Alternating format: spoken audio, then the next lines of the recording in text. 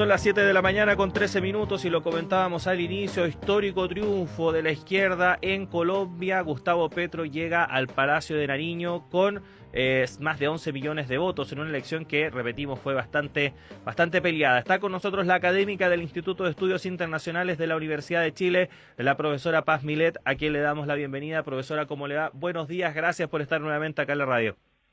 Hola, muy buenos días.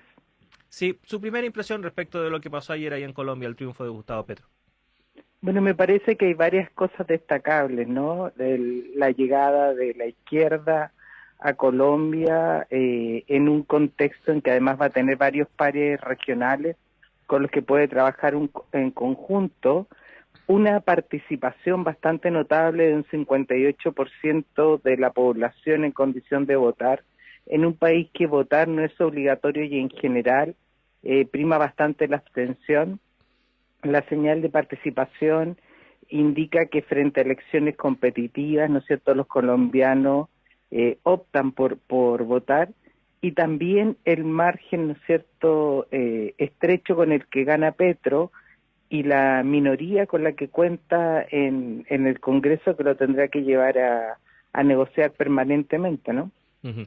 Vamos a ir conversando respecto de todos esos puntos que mencionaba ahora al inicio, profesora, pero partamos por explicar la victoria de Gustavo Petro, porque si uno sacaba, sabemos que el escenario de primera vuelta no es el mismo de segunda, pero si sacábamos el cálculo fácil matemático respecto de los porcentajes, se veía compleja la victoria de Gustavo Petro. Todo parecía indicar que quien pudiese resultar vencedor era el otro candidato, el candidato Hernández. ¿Qué explica que finalmente haya podido dar vuelta a la situación Petro imponerse en segunda vuelta también como lo hizo en primera? Bueno, varios factores. Primero, que Hernández se negó a debatir, a pesar de que hubo una orden judicial. Finalmente no se pudo efectuar ningún debate en que se manifestara abiertamente, y eso fue muy cuestionado por la población. Lo otro es que Hernández tampoco logró tener una proyección nacional. Es una campaña que no estuvo bien desarrollada, estaba liderada por un grupo muy minoritario, no tenía partido detrás ni fuerza política que lo llevara a proyectarse nacionalmente. Entonces se mantuvo un componente bastante importante, que es el alto nivel de desconocimiento a nivel nacional sobre el candidato Hernández, más allá de la votación que él haya obtenido, ¿no? Muchos de los votos que tuvo Hernández eran votos anti-Petro, tratando de que Petro no llegara al poder, más que a favor de Hernández. Ujú. Mencionaba que Gustavo Petro, bueno, independiente de este triunfo histórico, la gran cantidad de votos que pudo cosechar y que le permitieron finalmente llegar a la presidencia, de todas formas no va a ser una presidencia fácil. La situación interna en Colombia, al igual que en varios países de la región, está bastante dividido, por así decirlo, y así se refleja en el parlamento de ese país. ¿Qué le espera a Gustavo Petro en la presidencia y qué margen tiene también para poder llevar adelante su programa, que también presenta una cantidad de reformas bastante importante? Bueno, primero, él ayer en el discurso habló de cambio más que de, por ejemplo, de una refundación, ¿no? Sabe que tiene que moderar el discurso, tiene un escenario bastante difícil porque enfrenta una oposición casi equivalente a la victoria que él obtuvo, pero es una oposición muy fragmentada, muy polarizada. Entonces sin duda va a tener que estar permanentemente negociando en el Congreso para llevar adelante sus políticas de reforma. Y lo otro es que todo va a depender, el margen de acción que tenga en gran medida, de con quién llegue al poder. Y en ese sentido se habla que el tema económico va a tener que delegarlo a una figura como Campo, que nosotros lo podríamos asimilar con un Mario Marcel, como tenemos en Chile, que fue secretario general de la CEPAL, es un economista ampliamente reconocido y da mayores confianzas. Entonces, va a tener que moderar posiciones, ver muy bien a quién lo acompañan en el gabinete y ver cómo genera coaliciones de apoyo para llevar adelante las medidas en un escenario que Colombia enfrenta muchísimas dificultades económicas, pero también es importante considerar que también enfrenta cuestionamientos respecto al acuerdo de paz, ¿no? que está en la práctica pendiendo un hilo. Sí, en respecto de eso le quería preguntar, Paz, porque efectivamente uno de los principales desafíos que va a tener que sacar adelante Gustavo Petro es precisamente ese proceso de paz. ¿Puede una figura como él finalmente reencauzar este proceso que luego de la presidencia de Iván Duque quedó bastante ahí mermado? Bueno, lo que pasa es que ahí hay varias cosas que considerar. En gran medida el acuerdo de paz ha enfrentado permanentemente un cuestionamiento de parte del uribismo, ¿no? Un sector muy importante en la política colombiana, pero que en esta elección quedó muy mermado. Entonces, ya no va a tener esa presión del uribismo respecto al acuerdo de paz. Duque sale muy dañado de lo que es la gestión presidencial y no se sabe si va a poder generar un proyecto propio político. Y no hay que olvidar que Gustavo Petro es un ex guerrillero, ¿cierto? Fue parte del M-19, incluso tuvo que salir al exilio. Entonces, él de alguna manera se espera que pueda rescatar de mayor medida esa legitimidad de parte de los exguerrilleros que cuestionan el acuerdo de paz y hablan de que no se ha cumplido con lo pactado y de las dificultades que han tenido para la inserción. Entonces existen expectativas de que se pueda avanzar de manera positiva si Petro genera, ¿no es cierto?, consenso en torno a una nueva propuesta que dinamice el acuerdo de paz. Ujú. Estamos conversando con la analista internacional académica del Instituto de Estudios Internacionales de nuestra Casa de Estudios, la profesora Paz Mileda, a propósito del triunfo de Gustavo Petro en la segunda vuelta presidencial en Colombia. Paz, mencionaba al comienzo de esta conversación respecto del carácter histórico de la elección que hubo ayer en Colombia, pero quizás a nosotros los chilenos no nos llega tanto eso porque en cierta forma estamos un poco más acostumbrados a la alternancia en el poder, sobre todo durante los últimos años. Pero ¿cómo podríamos entender la dimensión histórica respecto de lo que pasó finalmente ayer en Colombia y qué explica que finalmente se haya optado en ese país por hacer este viraje? Bueno, tradicionalmente en Colombia ha habido una rotación en la presidencia entre conservadores y liberales.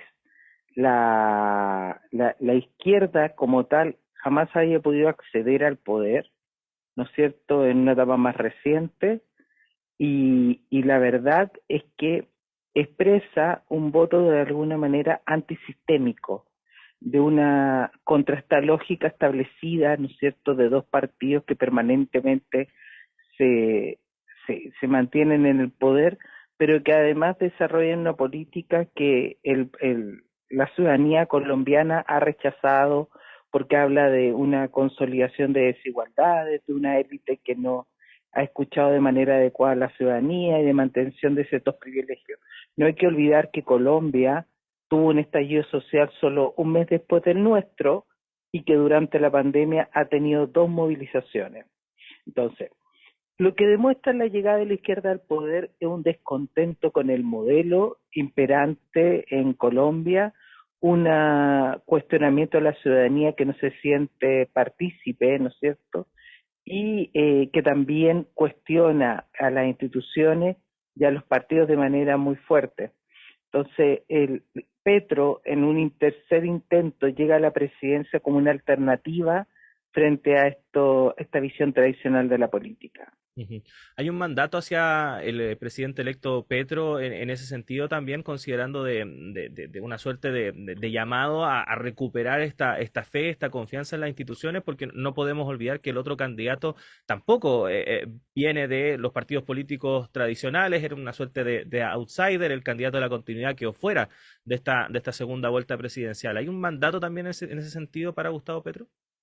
Exactamente, de recuperar la fe y también de la fe en la política, no en la gestión política.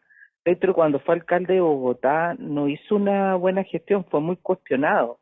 Entonces, además de generar nuevos espacios para la evaluación de la política en general, él también tiene que buscar validar su propia persona. No hay que olvidar, en la práctica, él ganó por un 50, coma y tanto, ¿no es cierto?, frente a un 47. En la práctica tenemos una sociedad colombiana dividida en dos. Él tiene una posición muy fuerte, un antivoto muy fuerte, entonces más allá de recuperar la esperanza, como él dice que esto es un gobierno de la esperanza en la propia política, en la posibilidad de generar cambio, también es generar esperanza para esa mitad de la población colombiana que cuestiona su gestión. Ujú. Paz, en qué posición, en qué pie queda el uribismo que sabemos quedó fuera de la segunda vuelta presidencial? ¿Cómo se proyecta el futuro también para ese sector? Bueno, está en un proceso de reconstrucción, es muy difícil porque no hay que olvidar que Uribe también enfrenta procesos judiciales que lo vinculan a los paramilitares. Entonces, la figura de su máximo líder, que ha sido determinante en la política colombiana, ¿no es cierto?, en los últimos años, está muy cuestionada y lo que enfrenta hoy el uribismo es una necesidad de recuperar, ¿no es cierto?, el apoyo, pero también de generar figuras alternativas que permitan superar la propia figura de Uribe, que hoy está tan dañada, ¿no? Si quieren mantenerse como proyecto político, tienen que ir más allá de la figura de Uribe, y ese es el gran desafío actualmente. Ujú. Paz, usted mencionaba en una de sus primeras respuestas respecto de el escenario a nivel regional que va a tener Gustavo Petro con varios países que han optado también por hacer un cambio en su gestión. Partió esto con Argentina, también siguió Chile. Se espera que en Brasil también se opte por una dirección similar cuando sea la elección entre Lula y Jair Bolsonaro. ¿Cómo se proyecta el futuro de Sudamérica tomando en cuenta este cambio, ¿no? Respecto de lo que habíamos tenido hace unos años atrás? Bueno, a partir de las afinidades, tiene la expectativa de que se puedan generar proyectos comunes en torno a una región que enfrenta muchísimas dificultades, porque nosotros estamos muy situados en lo que significa la pandemia, pero esta es una región que ya venía experimentando dificultades ante la caída de los precios de los commodities que estaba creciendo en promedio, según la CEPAL, un 0,7%.